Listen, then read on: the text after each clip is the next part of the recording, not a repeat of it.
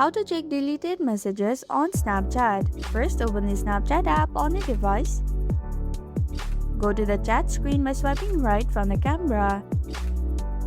If the message is recently deleted, ask the other person to resend or screenshot before it disappears. If the messages are gone, tap your Bitmoji or profile icon in the top left. Then tap on the gear icon to go to the settings. Scroll down and tap on My Data under the Account Actions section. Make sure you've selected Chat History from the options. Scroll down and tap on Next. Now select the date range and tap on the Submit button. Snapchat will prepare a file of your data which includes saved chat history. After some time, you will get an email with a link to download your data. Open the file and check for chat history or deleted messages. And that's how you can check deleted messages on Snapchat.